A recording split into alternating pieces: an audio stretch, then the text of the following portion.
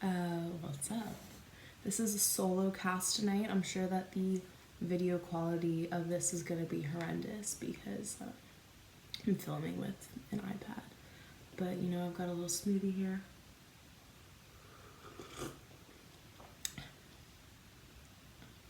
We're going to have a great time. So, let me just get the audio rolling here and we'll get started.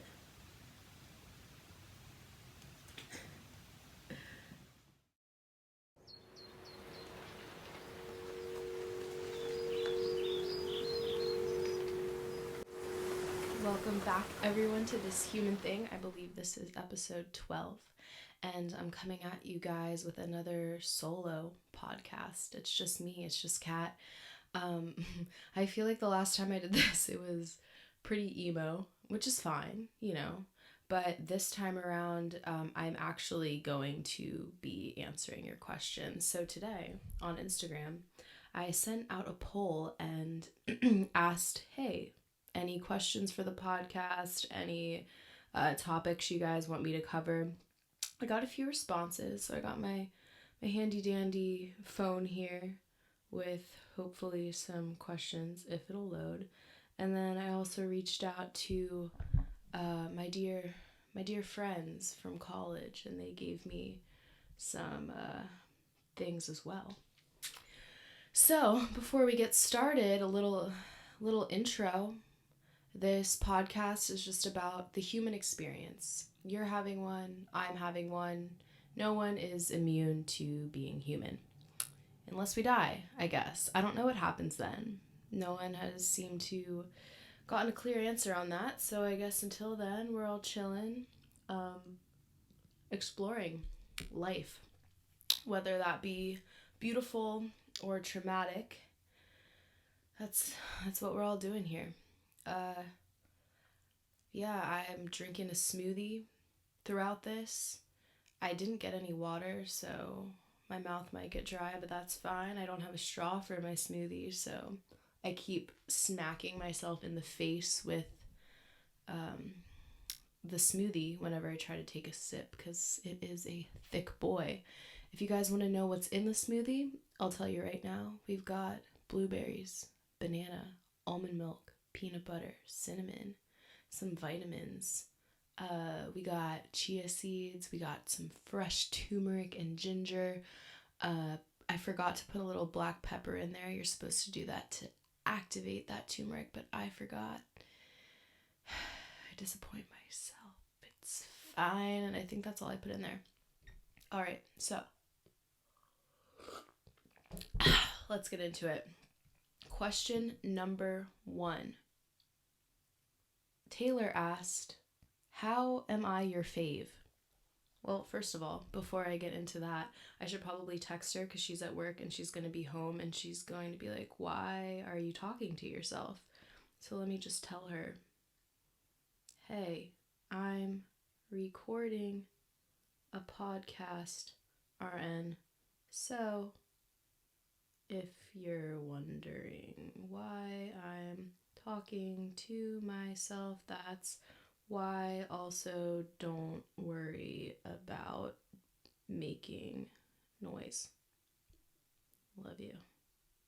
Okay, well, Taylor, the reason you're my fave is because you're unapologetic. You are very authentically human. And when I say that, it's because, you're messy a lot of the time. I'm not saying like your cleanliness. I'm just saying, like we all make mistakes, but you own them. And that can sound like a little bit of a cliche, but you're not afraid to be yourself. And again, sounds like a cliche, but a lot of people are really scared to be themselves. I know I'm scared to be myself sometimes. And when people are scared to be themselves, they kind of level out. So there's not as many ups and downs. They're just kind of, there to please everyone. And Taylor is not there to please everyone. She has made plenty of enemies and then plenty of beautiful, beautiful friendships. The ones that you would actually want, like me. Yeah. And I love borrowing all her clothes because I don't have many and she's got a lot. And she's just always there for me.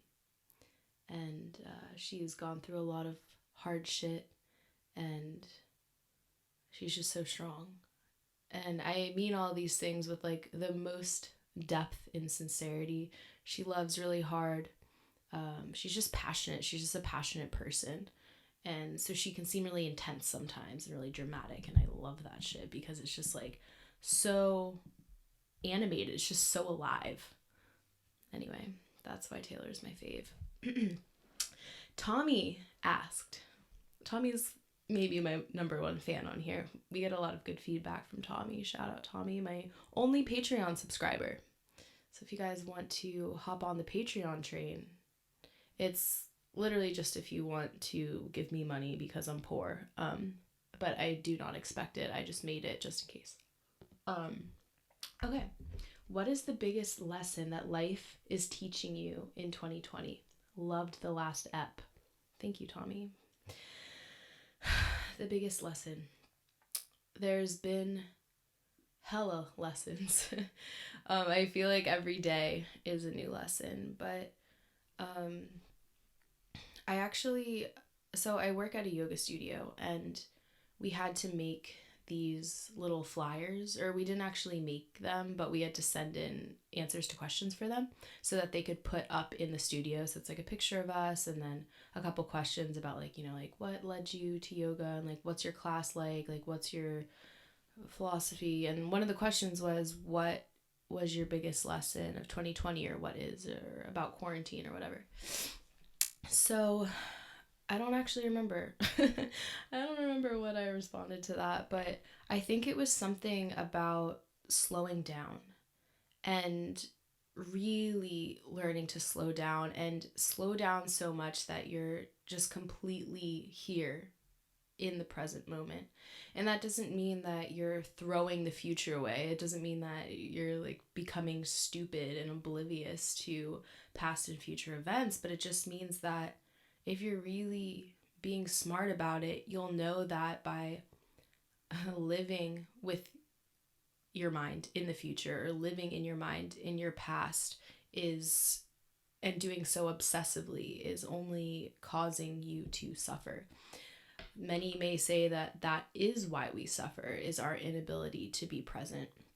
And when we talk about presence, it's almost like you pretend that there could be nothing else but this moment. And so you have no choice but to accept it.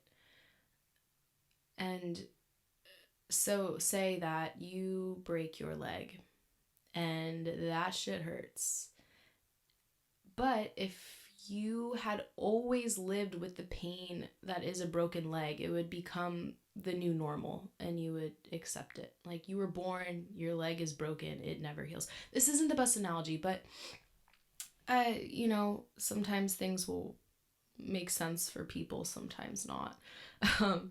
Again, like all of these questions, I haven't even read all of them until now, so this is just very off the cuff. And yeah, I'm not an expert on anything, by the way. I just want to clarify that this is just what I've learned from my own human experience. And maybe it's similar to you.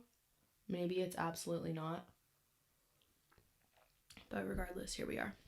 So yeah, really learning to slow down and really taking the pressure off. There's always, especially like in Western culture, and especially for me, there is always this pressure to, everything you need to do has to have meaning, and it has to be a step towards a future something.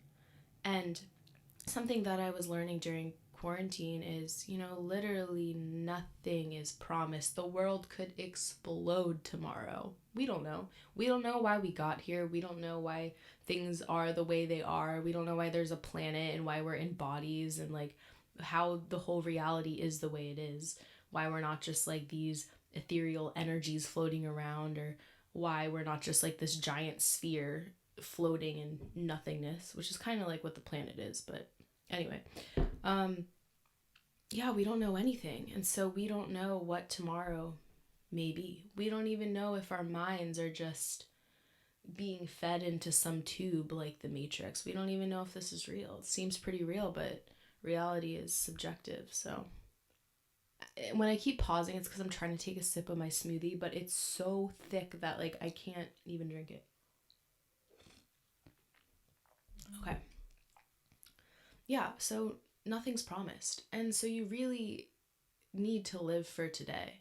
And like I said earlier, that doesn't mean that you disregard the future, but it means that what's the point of achieving these big dreams when you can't be happy now? And something that I asked myself was, okay, when you're in this future place where all of your dreams are achieved, whatever that looks like. And I don't even know what that would look like for me, because I feel like as I grow, my dreams are going to keep evolving. As soon as I accomplish one thing, the next thing that there is to accomplish will present itself.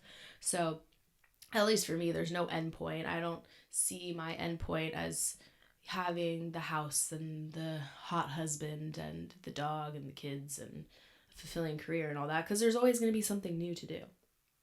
And then my body starts decaying when I'm old, and then you can't go back from that. And because I feel like a lot of people, like, their goals have to do with their physical appearance, and you can't be young forever. Anyway, yeah, so when I'm at that future point,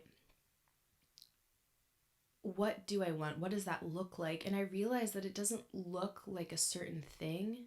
I realize that it's a state. It's like me being just completely content and completely present and being so sensitive to life and just really living without any walls up and without like distractions. And I just want to be clear, and I want to have an open and loving heart, and I want to serve other people, and I want to be in love with what I'm doing that day, whether that be like something extravagant or something mundane. I just want to be alive and like be in love with life, however that's presenting itself in this moment. And even though I don't know what humanity is, and I don't have the answers to all those existential questions, the only thing I do know is that I'm here now and I'm having an experience here now. And so I want to be fully there for that. And I can accomplish, and people can accomplish so many amazing things, but not everyone's purpose is to be known. You don't need to make this huge, ginormous impact on the earth. Maybe you do, but many don't.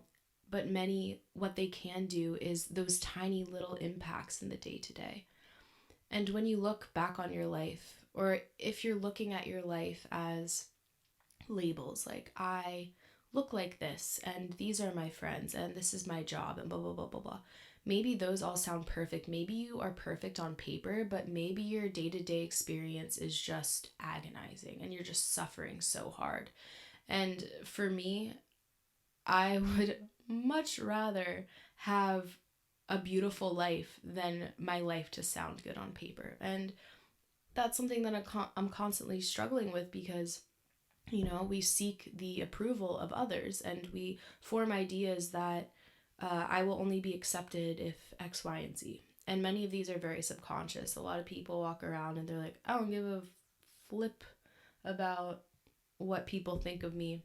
I'm like, then why do you do certain things that cause you to be unhappy? Even if that other person might be yourself, might be your ego, might be, or if you're like subscribed to like psychology and the terminology used there, like the superego, the one where everything needs to be perfect. Like maybe that's the quote unquote other person that you're trying to prove. You're always trying to prove something to someone. And something that I learned during quarantine is I don't need to prove anything to everyone. If I know that my actions are out of love, and that I'm trying to listen, I'm trying to be a good person, because I am. And most people, all they're trying to do is be happy. And we're always trying our best, even if it doesn't look like that, because we might say that our best is a certain ideal. So we look to that, we're like, that's my best. But I'm like, everyone's really trying the best that they can always, because there's always so many factors in play. It's not just what your brain is telling you that your best is,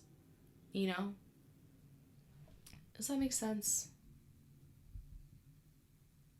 because your brain's only one factor. It's saying you should do this, but we're all in some kind of survival mode all the time.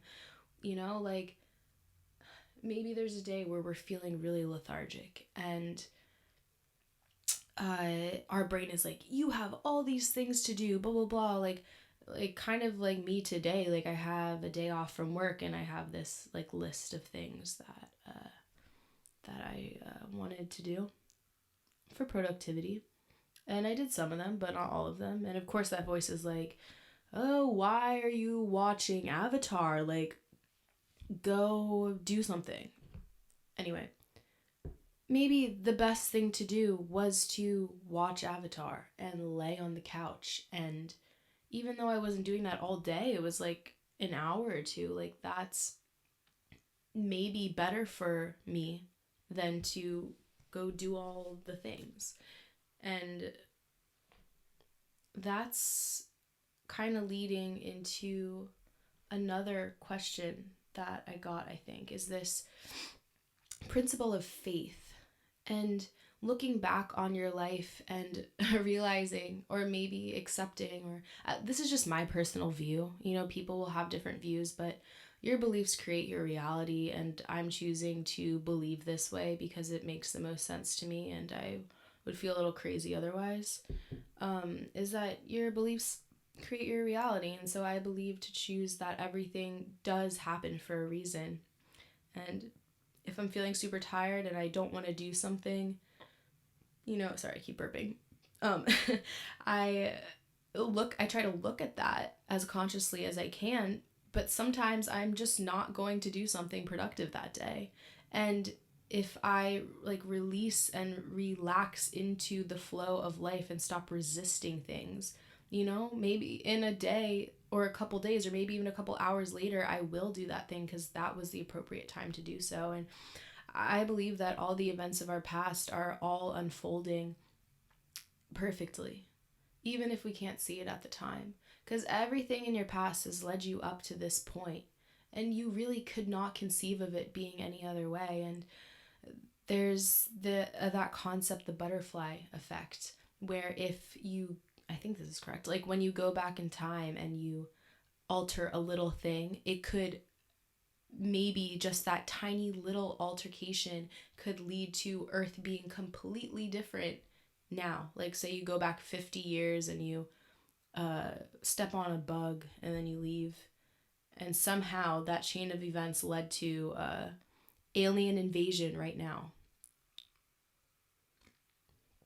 Anyway, so I just believe that everything happens for a reason, and you really got to surrender into those times where your brain's saying, no, this is wrong, and leave open the possibility to change in that moment, but also leaving open the possibility to surrender into that. There's something that Eckhart Tolle says, and he's always my go-to guy when it comes to the present moment. And he says, in every moment, if you're experiencing some kind of negative emotion, some kind of resistance, you have a choice. You can either keep resisting and keep suffering, or you can accept what the current situation is, or you can change the current situation if you have control. So say a dog is barking outside. That shit is so annoying, you're trying to sleep.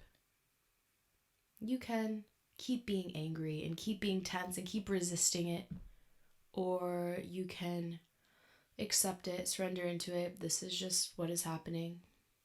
Or you can go knock on your neighbor's door and tell the dog to be quiet. Your choice. And this can go for anything. This can even go for like when you're experiencing, like when you're really sad, like say you're really sad about something, you can be resisting that sadness, and that causes it to feel like a suffering kind of sadness, or which is what we think of as like bad. Or you can accept and release into it, and maybe you'll find a little bit of beauty in that sadness. That's always what happens for me. Like I'm sad, I'm like kind of mad about it, it's like foggy, and I'm like, okay, I'm just gonna let myself be sad. And then it's a beautiful thing. It's like this cinematic, beautiful human emotion. Or you can say, I'm going to make a change. You know what? I've been sad for too long. I'm just going to stop being sad. Sometimes you don't have control over things like that, so that's where the acceptance comes in, but sometimes you do, and you can just stop. Like, sometimes I'll just, like, find myself, like, with my face tensed up, and I'm, like, angry about, like, literally nothing, but I'll just catch myself doing that, and I'll just be like, okay, I can just stop this emotion right now. And sometimes I do that successfully, sometimes not, but anyway. Oh, sorry, I said this was all gonna lead into a different question. Okay, so I'm gonna pop back over to Instagram in a couple minutes, but I'll end with that. I'll end with the last Instagram question. As you can see, guys, I like 3 people listen to this, so I don't have that many questions, but it's fine. I love you guys. All right, so I'm currently scrolling through my group chat with mis amigos from college, and our group message is just filled with feet pics, so I'm just trying to scroll through these right now. This was my doing. I asked everyone to send me feet pics so I can exploit them and get money. I'm kidding. Not really. Okay. I actually haven't looked through these, so this is just nice seeing everyone's feet. Okay. All right. Okay.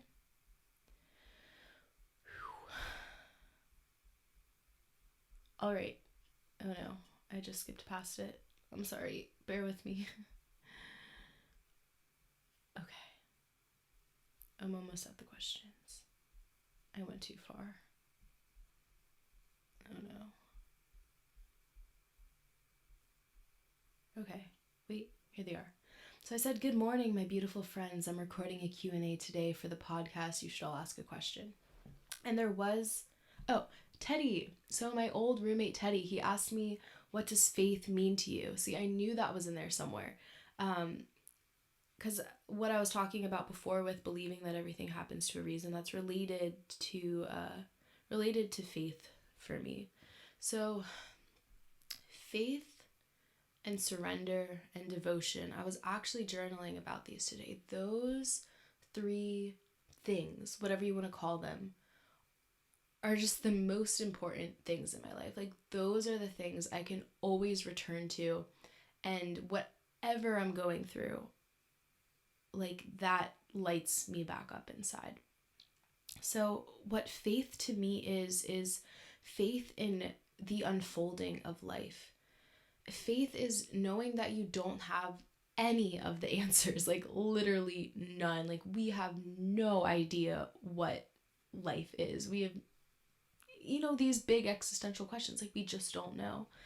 And faith is the basis of all these religions that perhaps give you an answer, perhaps not, but they let you hold on to something, whether that is a being or just the belief itself, or some kind of higher wisdom or higher working of things. It's believing in something, and you can have faith in a cause, you can have faith in a person, you can have faith in a God, and that thing is not a material object. It's just like your heart just completely giving into that thing. And faith is usually blind. If it's not blind faith, I don't think it really is faith. It's not true faith. If you guys are watching the video of this, every time I'm taking a sip of my smoothie, it goes all over my face. So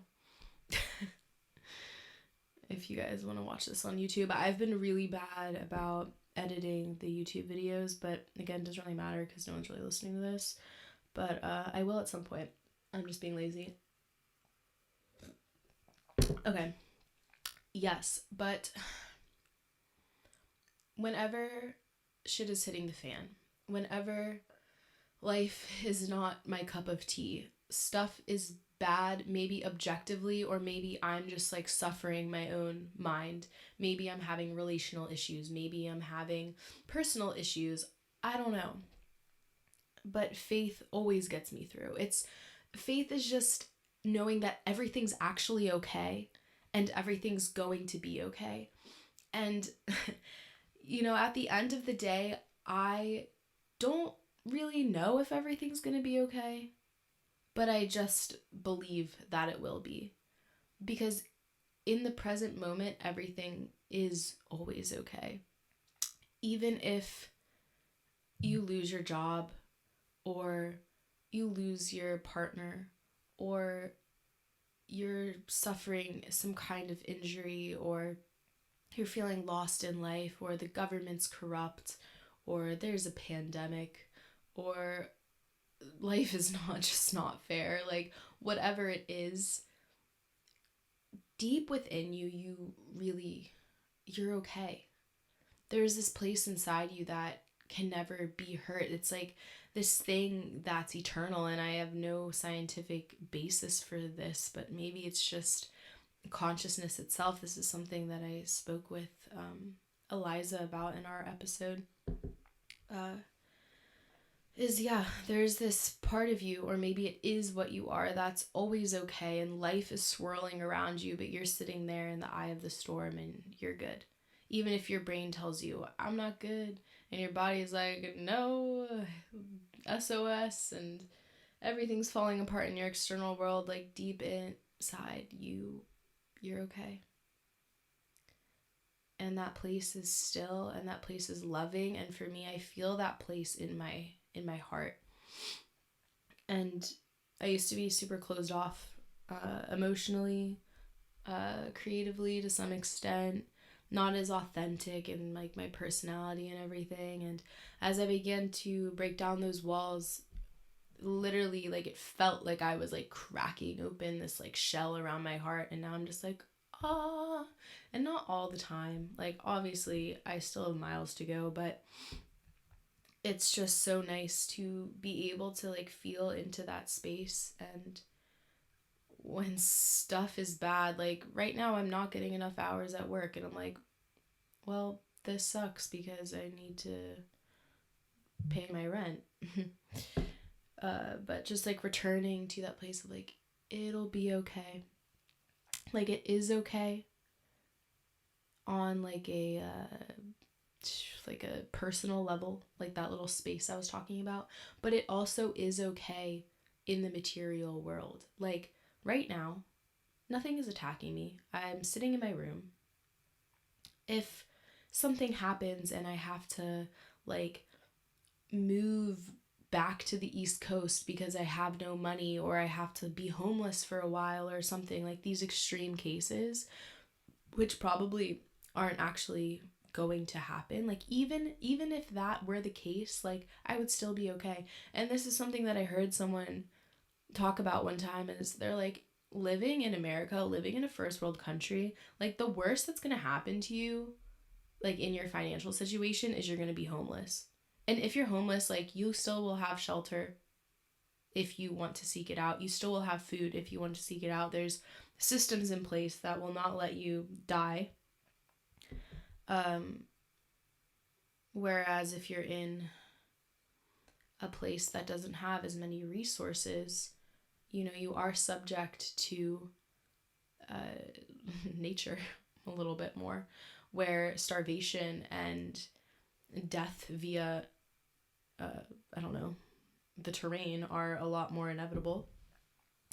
But yeah, you're always going to be okay. And that doesn't always make you feel okay, but even if you can just remember that phrase, even that can help you connect back into that space a little bit. And yeah, so that faith for me is what really keeps me going. And when I talk about faith, and I talk about surrender, and I talk about devotion, these things all tie in together. And one of my favorite teachers is Ram Dass, and in yoga, there's a couple different paths that you can take. And yoga isn't, like, just for those of you who may not be familiar, yoga is this almost like this school of thought that was invented a long time ago in India. And it's not a religion. It's not even a path. It's just saying you make it up as you go, but here are some guidelines. Everyone find their own truth. Find it out for yourself. Don't let anyone tell you, because then you're not questioning what's right in front of you. You're seeing through eyes that are not your own, and so that's always going to distort the truth. But so there's a couple different routes that people will take traditionally. So there's jnana yoga, which is like freedom through intellect, through the mind, through conceptualizing things and breaking them apart and putting them back together. So this is kind of like the philosopher's mind. And then there is karma yoga, which is freedom through your actions.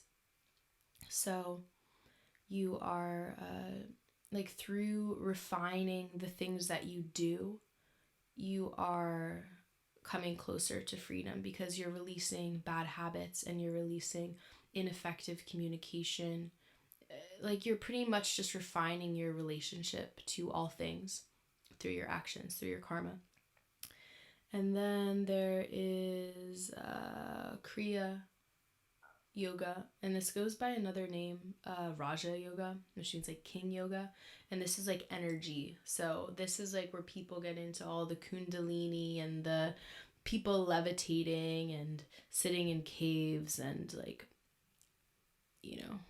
all of the like crazy superhuman stuff. And then there's bhakti yoga, which is the yoga of the heart and the yoga of devotion, and this is the yoga that you always are using all of them, but usually people will like identify with one if that's the trip that they're doing in life. So he's a bhakti yoga, so his path is devotion, and so he places his faith in his guru, and not like he's worshiping him, not like he's saying like, oh, this is God. He's just saying, oh, this is a person who has come to freedom, and by me like spending my time with him and trying to learn to see through his eyes, which are not distorted, I can come closer to truth. And then, you can have this same bhakti, the same devotion with God as many religions do, whatever their God may be. But for me, I just kind of have this devotion to, I guess I call it God, but it's just kind of like life in general. Just whatever this higher intelligence, this unifying energy, whatever it is, the thing that is both transcendent and immanent within all things, whatever that thing is, it's like devotion to that. And devotion to love, and devotion to truth, and devotion to being the best that I can, however that looks, and not being attached to how that looks. Because maybe how that looks is I lose both my legs. And I don't really want that to happen, but it might. And maybe that is what I'm supposed to do. And so I have to surrender even to that. And so in situations like that, I lose both my legs, amputated, gone. I would have faith that that was for a reason, and I'm going to get closer to truth, and I'm going to get closer to loving all people and serving all people through me having no legs. Or maybe that's not why I'm serving people, but that's like part of the condition that had to happen for me to get closer to truth and love and all that stuff. And it takes surrender to do that, because when you surrender, you're letting go of your attachments to how things should be and surrendering into the way things are. And when we're surrendering, we're not giving up, but we're giving into the flow of life. We're not fighting against the current. And we have autonomy to go to the left or go to the right, but ultimately we're flowing downstream. And we're like, yep, this is the way we're going. Whew. All right. Let's see. What else do we have here? Thank you for your question, Teddy. What is one principle you've discovered in your own life that improves your quality of life? AKA, what's one way you found out how to live happier? And this is from my friend Kyle. One principle you've discovered in your own life. Honestly, I'd have to return to that faith, because that's applicable to every single situation. And, whatever's going on, I'm not perfect. I often view situations as wrong, but if I'm really dealing with something and really learning to be okay with it and offer that up and not get attached to it of what I want, of what we refer to as the ego wants. This is in alignment with my narrative or how I think that things should be. But who am I to think that things should be a certain way? I was just born here. I don't know anything. And yet I try to tell life that it should be a certain way. And you're going to lose every single time when you tell life it should be a certain way, because life is just doing its thing. But that does make me happier, that surrender, because it literally feels like I'm taking a load off. I'm like, okay, fine. It's okay. One of my favorite, a lot of the things that I'm saying I've repeated in other episodes, or I've alluded to in other episodes, but one of Ram Dass's mantras that he uses is, and this too. And that's tying back into that principle that everything is for a reason, and everything's a part of this divine unfolding of things. And knowing that we're just one dancer in this dance of trillions and trillions of things. And having the humility to know that, but also having the dignity to play our part to the best of our ability, to do our own little dance to the best of our ability, because when we do that, the dance is a beautiful thing. And that makes me happy. That for me is true happiness, is not how things look like and not how I can approve other people or approve myself or approve certain situations and say, this is good, this is good, this is good. Like I have some kind of authority over how things should be.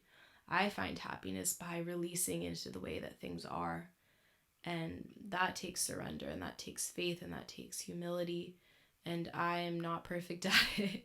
And so when I'm not happy, it's because of that.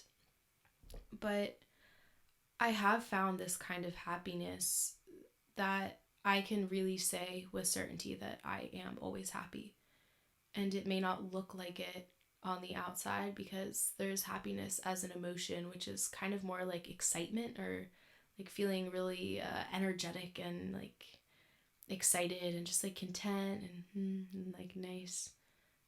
But then there's like this happiness that is like this like deep innate joy that you can be miserable on the surface, but again, deep within, you're all right down there and you're joyous down there.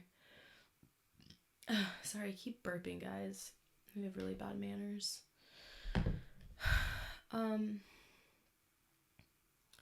That may not be something that is super applicable to everyone, because it is like it's a concept, and the concept of having faith can just be completely bogus and not useful to a lot of people, but it really is an experience of the heart, and that might not be everyone's path. Maybe that's not the thing that makes everyone happy,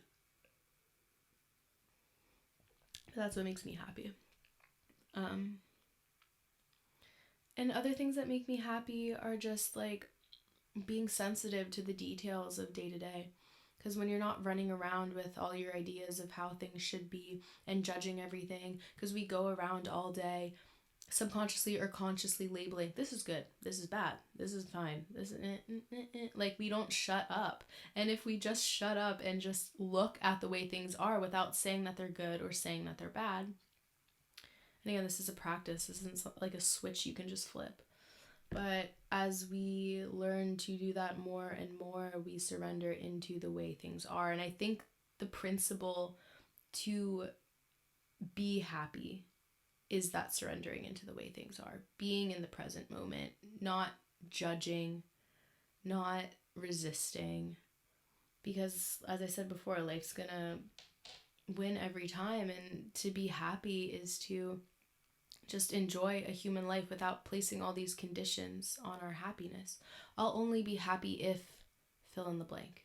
I'll only be happy if X, Y, and Z. And by doing so, you're limiting your own happiness. You're saying, I can only be happy if this happens. Or I can only be happy if this is a part of my reality. Well, what if that never happens? Are you just going to not be happy out of spite because life didn't give you a face that you like, or a partner that loves you the way that you want to be loved, or a comfortable financial situation, or a smart brain, or whatever it may be, or like a functioning government? Like, you don't have control over these things, bro. So just choose to be happy. It really is a choice, and that might sound like something people don't want to hear because like it makes them angry, but really happiness is a choice. Okay. Thank you for that question, Kyle. So the principle is surrender and acceptance. The principle that improves my quality of life and makes me happy. So Pat asked, how do you find the balance between relative healing and absolute healing? Example, you are sad. You ask, who is this who is sad? Which is the absolute method. Or you do more of a therapeutic approach and work through the sadness with journaling, self-love exercises, talking to loved ones, which is a relative method. So what Pat is talking about here is approaching your situation from a personal level, or approaching it from an absolute level, or more of like an objective view. So when you say, okay, yeah, you're sad because you dropped your vase on the ground. Okay, let me think of something better. You broke up with your significant other. And so you ask, who is sad? Which is like a very philosophical approach. So here's my answer for you, Pat. I think that neither is wrong and neither is right. It's just completely dependent on the situation. And you were asking about the balance. And I think finding that balance is maybe you're just completely in the absolute method of just being like, what? This is so weird that I'm a human and I'm being sad, and like, whoa, like what? I like had this person that I was emotionally connected to, and now we're not together, and you're like picking it apart as if it was like a science experiment or something.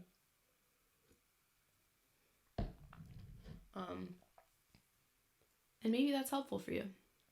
Or maybe you want to have a more human approach instead of a more scientific approach and be like, wow, that person meant so much to me and I am so hurt by this. And how can I heal from this? And how can I grow from this? And I really just think it's completely dependent on the situation. For me, I think that it's so valuable to not neglect your humanness. And so say you go through a breakup, or say you had some kind of traumatic event that's causing you pain. To just say, oh, who is this that is having the pain? And just trying to like, I don't know, like merge with the absolute or something in that situation. For me, this is just me because I'm a people person. I don't think that trying to separate yourself from your humanness is the right approach. I think that you need to really honor this human part of you that is really hurting. And that's just me. I don't often do those absolute methods, those objective methods, unless like I've just been sad for so long and I'm like, okay, like I need to get over this because it's just really impacting me. But I think it's so important to let yourself feel those feelings.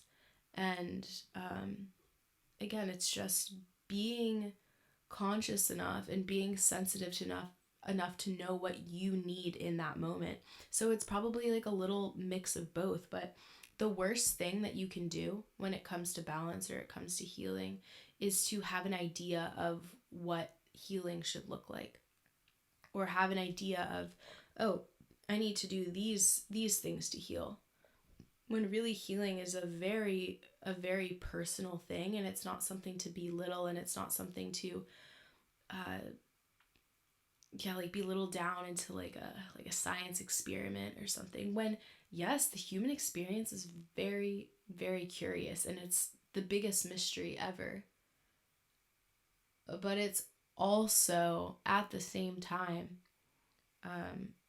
very dramatic and very real, and all those emotions are very real, and those are the things that bring us into deeper connection with each other and with life and with ourselves. And yeah, so even when we talk about healing, Pat was talking about like working through the sadness with journaling and self-love, exercising and talking to loved ones. Any of these methods can be great, but you can't force it. Like you can't expect yourself to journal and you're healed, you know? And I don't think that many people think that this is, that healing is that simple. But when we're actually trying to heal, we we kind of think that it is for some reason. But healing is kind of like trying to like feel around in a dark room and for like a door handle, you know? Like you're going to be stumbling around and around and around and nothing is working, and you're just like, fuck, I'm still in this room, and then all of a sudden you find a handle and you walk through the door and you're fine. And maybe somehow you stumble back into that room later, but analogies aren't perfect. But it took all that stumbling around in the dark to lead you up to the point where you were able to find the handle. So yeah, healing is a very tricky thing, but again, returning to that faith and that trust that all things are happening for a reason is just the way to go. And like I don't have an answer for that. Like for me, the more personal approach is better, but to some extent, because again, if you're too much in the extreme of one side of things, you'll probably get stuck there. And sometimes you just need a good slap in the face with like, stop being sad. It's been years. Okay, thank you for the question, Pat. Audrey asked, maybe a question about maintaining a healthy, conscious, but realistic routine with busy lives and stressing their importance. Also addressing the common theme of starting a routine and falling off the wagon as most do. I feel like that's so relevant to everyone. Yes. This is relevant to everyone. Everyone is very much, in this realm of productivity. We gotta get shit done. And we do, but it's a balance. And for me, I am not perfect about routines. When it comes to routines for me, I am constantly shifting stuff around. So I might have a certain routine, and then a week later I change it and it's different. Then a week later I change it. And then a week later I'm like, you know what? I don't want any routine at all. And maybe that works for me. Maybe that's not working for me. Maybe I need to be more, have more discipline with that. But again, maybe this is all part of the path. And this doesn't mean be a lazy fuck. This means, again, like I said before, like being sensitive to what you need in the moment. So maybe sometimes you need a lifestyle that requires a lot of discipline, and you need to wake up, go on a run, you need to stretch, you need to shower, you need to meditate, you need to do some breath work, you need to go do yoga, you need to eat your power smoothie, like, I don't know. And then maybe some days you just need to wake up, take a breath, take a stretch, make a coffee, look out the window, and that's it.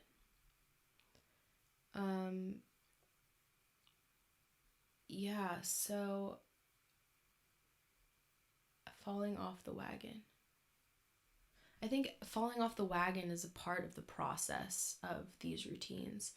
And again, like any routine that I've been like slowly slouching the entire time I've been sitting here. I've like watched my head slide down the monitor for the video. Anyway, any routine is just everything is a means to make you more happy, right?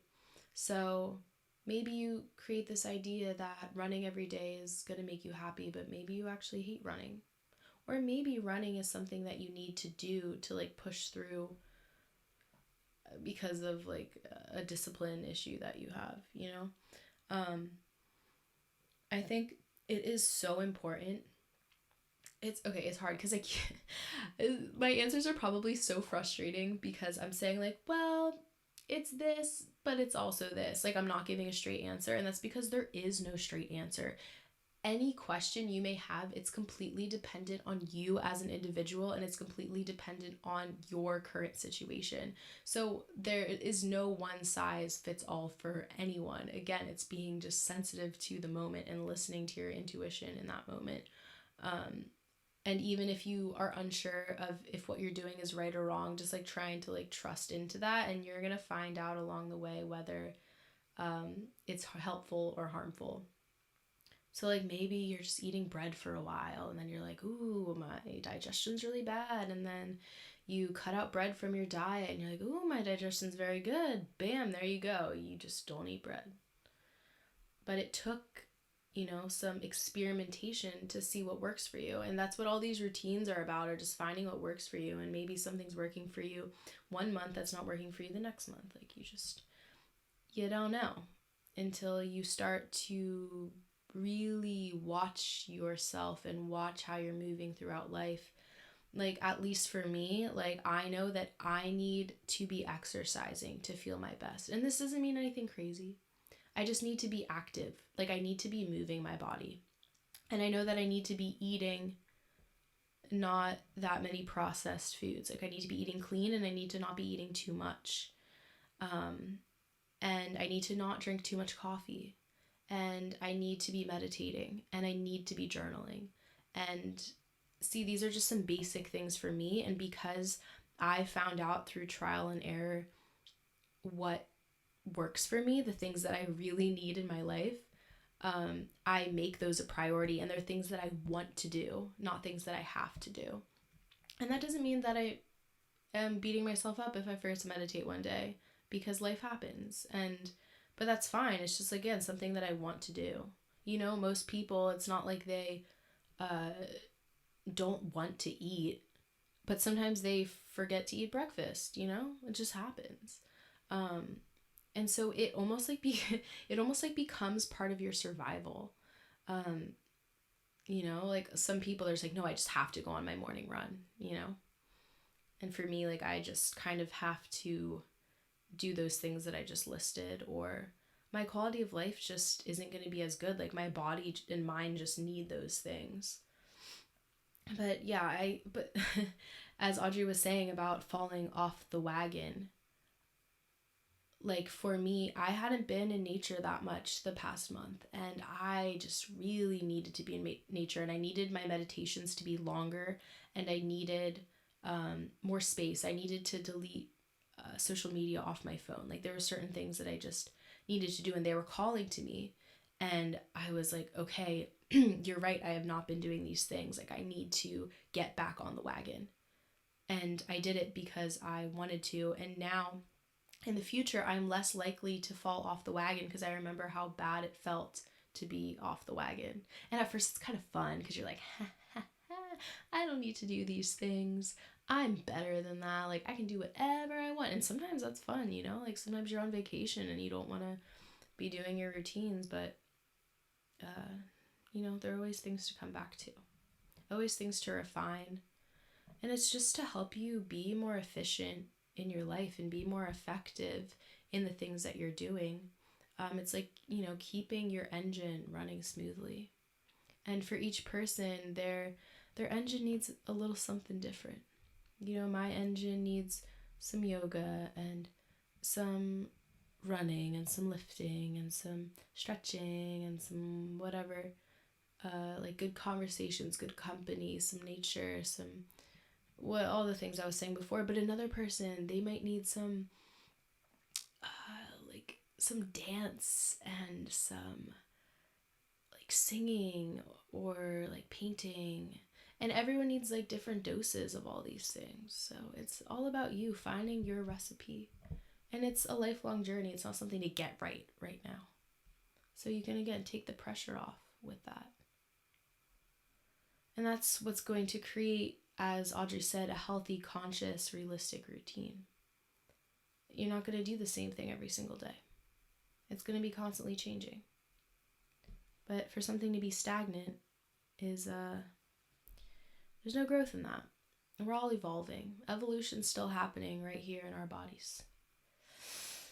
Whew, okay, I'm like getting hot in here. I closed the window, but that's because I live near an airport and the planes are loud, but now I'm getting hot. Okay. Johnny Tsunami asks, how do you explain coinkydinks, synchronicities, and the appearance of what sometimes seems to be God's plan?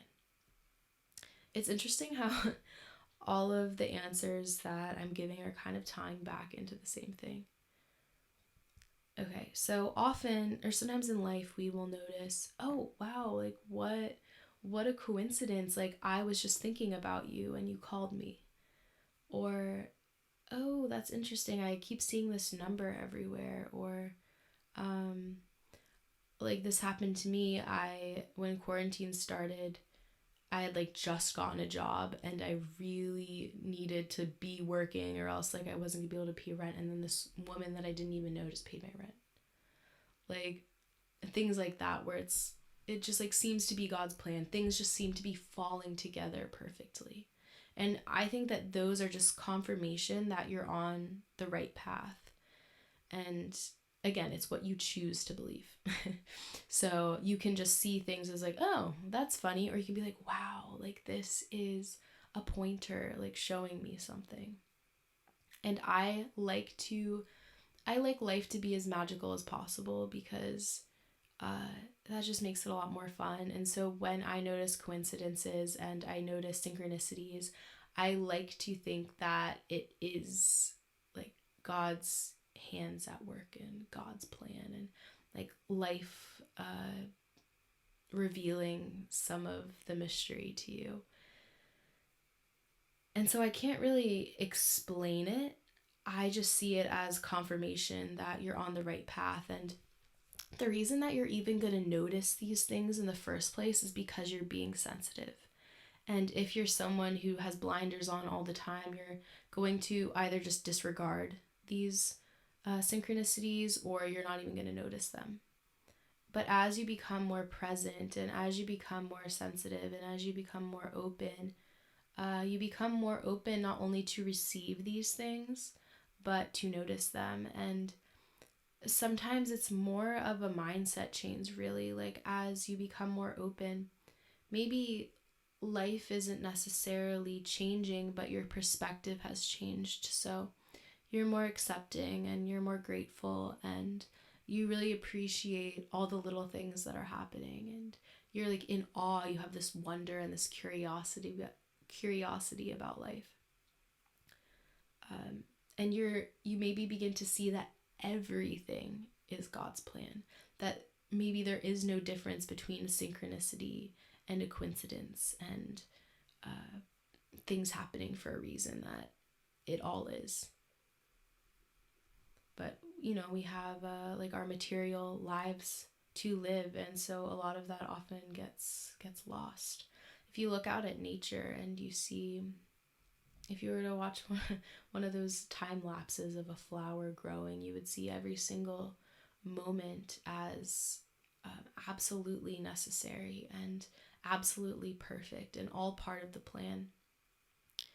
So, in that same way, when we become open enough to accept the way things are, we can begin to see everything as like some kind of divine plan. Thank you, John, for your question. John always has that kind of question. He's really interested in like manifesting and all of that stuff. Okay, Eliza asks, what's the best way to build a relationship with yourself so that you have a good foundation to live your life?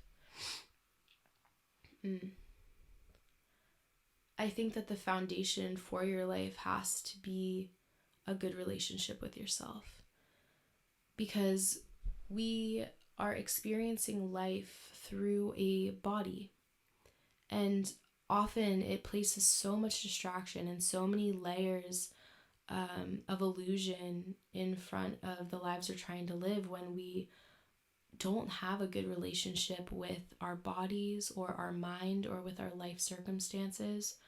And so you really have to start at the innermost layer. So when we're forming a relationship with ourselves, we have to, well, maybe start with the heart, because the heart is just like this open, loving thing. And when you move from there, then anything that's happening in the mind, you can see it as kind of outside. And you can learn to use your mind as a tool rather than kind of like this driving force that causes you all this pain and all this confusion. And then you can move out to like accepting your body, and then you can move out to accepting your relationships, and then you can move out to accepting all of life, all of the circumstances that happens. And I think what Eliza's alluding to here is this self-love. And when you begin to really, really love yourself, that barrier between what is yourself and what is anything else begins to dissolve. Because when you are loving yourself and connecting to yourself and building a strong relation to yourself, you begin to see this love reflected in all things. And so maybe someone's journey is working from the outside in, and maybe another person's journey is the inside out, or maybe it's this back and forth. But all things are just reflections bringing you back to truth and to love and to what's actually important. Because, you know, life can be an absolute horror a lot of the times. But you can pause and see all these events happening as just events, no matter how horrible they are. And you can still find peace and love and joy within. And that's the foundation that you want to live from. You don't want your foundation to be your relationship with another person, because that could end. And you don't want it to be how your body looks, because that can end, or what you do, because that can end. All things are transient. Nothing is stable. Nothing lasts. The only thing that lasts is your consciousness itself, that space in your heart. And so you have to operate out of that space, because that's the only thing that is not subject to change. And so you can get disappointed by anything, but you can't get disappointed with what you are, with just this thing that is experiencing. So that's my answer there. And the best way to build that relationship is through patience, and through that faith and trust we were talking about earlier, and through acceptance and treating yourself as if you were a little child. I talked about this with Karin in the last episode, as like you're so young. You've been on this planet for like, I don't know, maybe most of you are like in your 20s. We don't know what's going on. we're just all trying to figure it out, and like that's so cute. Like, stop being so hard on yourself. And you didn't get to choose the situation you were born into. You didn't get to choose what your body looks like. You didn't get to choose so many things. You didn't even really get to choose that you were going to end up on Earth. You're just here and it's just happening. And you can only love yourself through that, and having that compassion and just wanting to do better. Like, wanting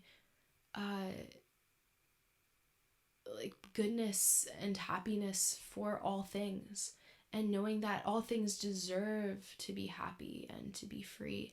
And by you working out of that foundation in your heart, I say that's in my heart, maybe it's somewhere else for you, by working out of that foundation, you're going to allow the actions that you take and the way that you show up in the world to be from this pure, loving place, so that you're not adding to the suffering of anyone else.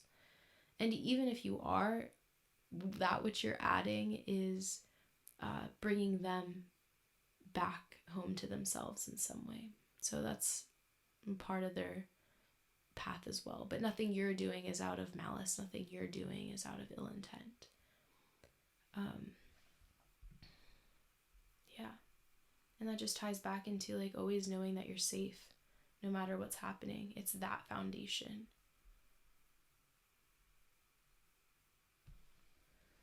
All right.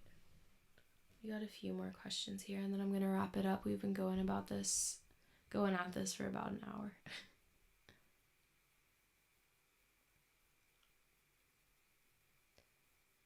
Okay. Actually, this is something that I wanted to share before I get in. Actually, no. I'm going to share this at the end. Let me get into the last question. All right. So this last question is from Genevieve. So Jen asked, I think you should talk more about your life in Cali. Okay, so this is like a little bit of a lighter note. After we got out of all of that conceptual stuff, all of that deep searching and reflecting on our lives, let's get back to the material world. Life in Cali. I like it here, but I've been going through some struggles, which have been my financial situations and lack of time, and some frustrations with work, and feeling, I was talking about this in the other episode, like feeling like life was lacking a little bit of color. But that's not California's fault. That's just me. And I can be happy anywhere. It's just my mindset. And, I could move away from this place, but that's not really it for me right now. So I live in Ocean Beach, which is like this little like hippie town on the beach. And I have been thinking about, like, do I want to stay in Ocean Beach? Do I want to move like closer to the beach because I'm like about a mile away right now? Or do I want to like go a little bit north? I think I'm going to stay in San Diego though. I don't see any reason for me leaving. I want to grow some roots, and I want life to be a little more still so that I can really like cultivate all these like projects I have, and just like experience life without just like bopping around all the time, which is so fun to bop around, don't get me wrong, but I can bop around a little more easily when I have a little bit more capital. But I'm trying to learn, I'll get more into like the day-to-day of what I do. I have been trying to learn how to surf. It hasn't been going that well. Surfing's really hard. I'm gonna go out tomorrow. I'm saying this here so that I will go out tomorrow. I work at a couple places. I work at OB Surf Lodge, which is a restaurant, and I waitress there. And I also work at Blue Water Market, which is also a restaurant. and they're right next to each other, and they're right on the beach, so I can watch the sunset while I'm working there. And I also teach yoga at Riff's Yoga Studio, which has this outdoor deck, which makes me feel like I am in the mystical jungle. And I am so pumped to be teaching there. I'm so excited to be teaching again. And I'm teaching there twice a week. And I recently got my this man opened up. His name's Aaron. Aaron opened up this art space. He's a graphic designer, and he went in an office, and he was like, okay, well, I have this office, but it's just kind of like empty. What am I going to do with all the space? And so he's on one of the main streets, and so he opened it up into an art space. And so he has all these different creators, and my prints are there, which is super cool. I used to sell them at the farmer's market, but I haven't been doing that anymore. Recently, I've just been trying to create more space so that both mentally and in my schedule, so that I can do things like read more and just like be in nature more and like draw more, like all these like little things that I like to do that don't really have a purpose except for doing them, like except for doing the thing itself. Things that don't necessarily have a means or an end. And but then there's also things I want to do that do have an end. Like I want to work more on this podcast. Like I've just been kind of doing it every week, but I don't know, maybe I want to like grow this somehow. That would be really cool. And just other little adventures and inventions that I have. I think I'm going to go camping tomorrow, maybe. I don't know. Yeah. What else is happening in Cali life? I'm realizing that there's just like so much to explore here.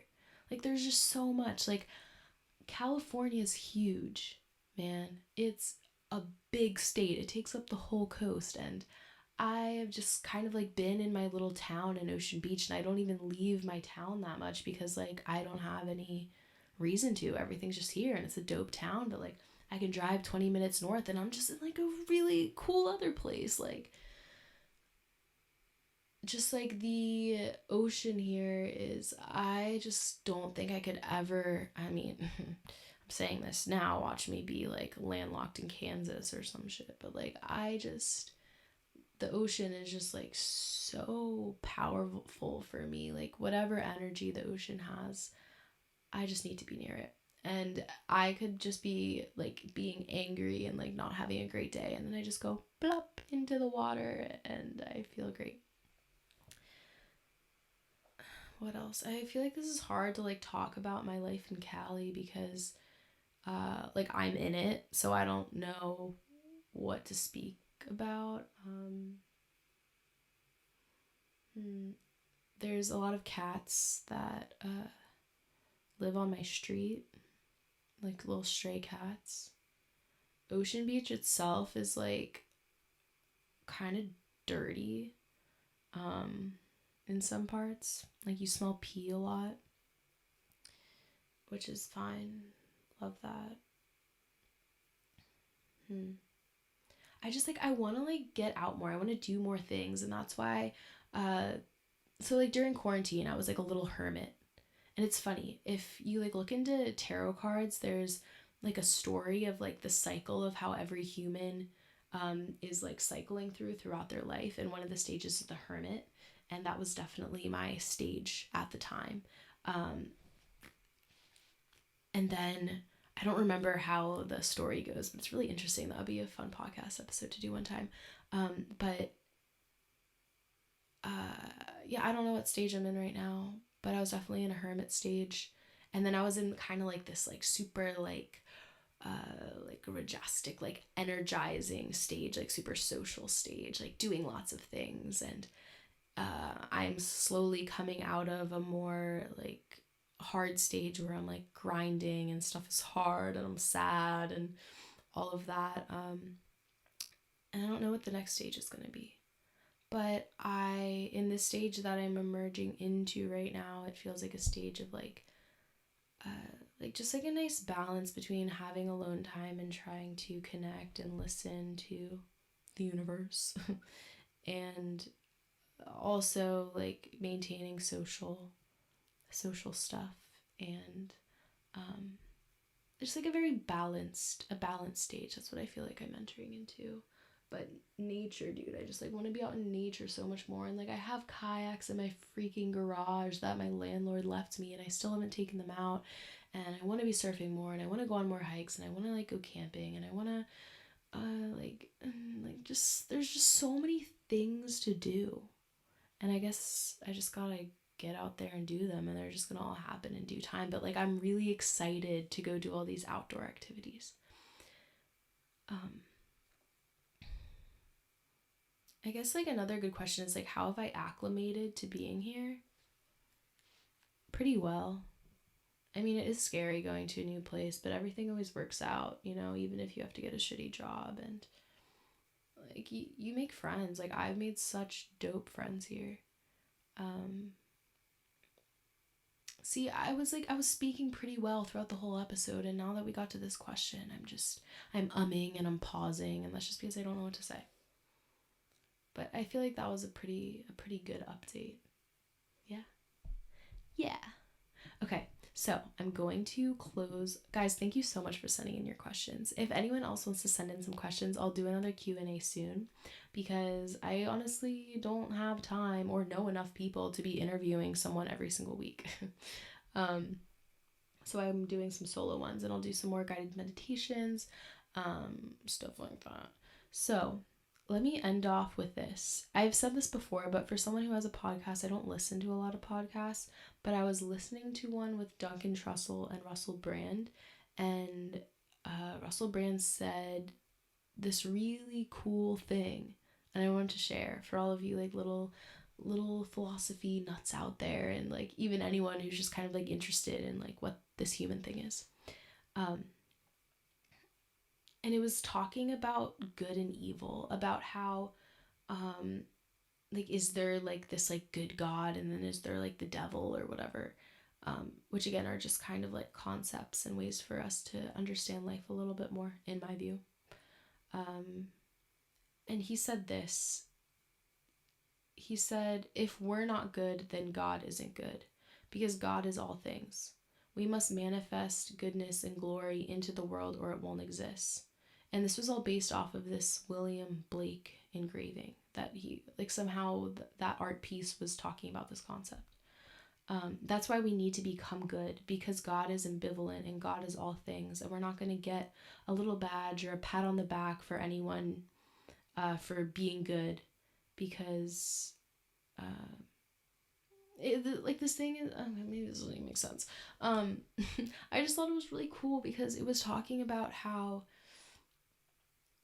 this concept of like God that a lot of people have, of thinking that it's this separate entity and it's this man in the sky, guy in the sky.